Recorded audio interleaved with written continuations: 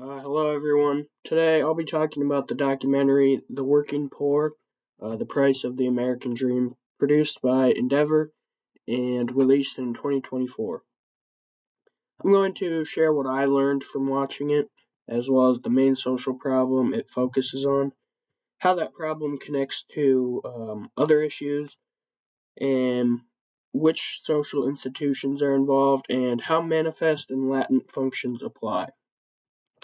I'll also touch on the laws and public responses from the documentary mentioned, and end with a question for you guys to think about. So, some of my main takeaways. One of the biggest things I learned from this documentary is that many people who work full time, sometimes even at two jobs, still can't escape poverty. The film follows people like Germania, who works two minimum wage jobs and moves between motels just to have a place to live and stay, while still struggling to feed her family. Even though the United States economy added jobs after 2009, many of these jobs didn't actually lift workers out of poverty like they expected. The main social problem in this film is the issue of the working poor, like the title says. People who work but still live in poverty. It shows how income inequality, low wages, as well as unstable jobs and the loss of middle class security makes it almost impossible for many families to reach the American dream that so many people talk about. The documentary also changes the idea that hard work alone leads to success, showing how unfair systems can hold people back. So, some connections that I made. This problem is connected to several other major issues. A few of those are housing instability. Even people with jobs may end up living in motels or even homeless on the side of the road.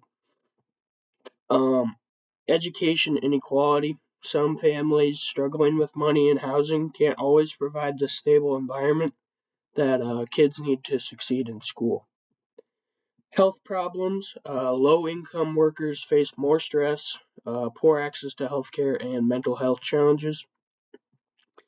And then intergenerational poverty.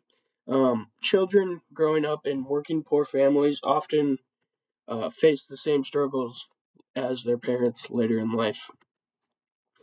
Some social institutions that were involved in the documentary and shown. Um, Several important institutions played a role in this problem. Those are the economy, the family, and education. The economy basically determines job quality, pay, and job stability. The family is directly affected by money problems and housing issues, both stemming from the economy and how that's doing.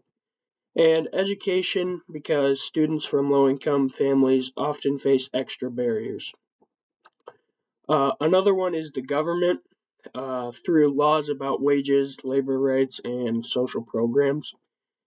Each of these institutions affects and is affected by poverty among working people. Now, to talk about the manifest and latent functions that I mentioned at the beginning. The purpose or manifest functions of a job is to earn money and support your family, but the documentary actually shows that it isn't always happening. The latent function or the result, the unintended result, is that even with jobs, people may still face housing insecurity, stress, exhaustion. So instead of jobs creating stability and progress, they sometimes lead to burnout and frustration in poorer people. So, some public responses. The documentary shows that many working poor families still fall below the poverty line even though they're employed. This raises question about whether minimum wage laws, housing policies, and social safety net programs like food stamps or housing aid are strong enough in the United States. The main message is that work alone is no longer enough to ensure a stable life. and stronger policies and protections are definitely needed and need to be reinforced. So the question I have for you, I would just like to ask, if you could change just one policy about wages, housing, education, or labor rights, which one do you believe you would change? Thank you.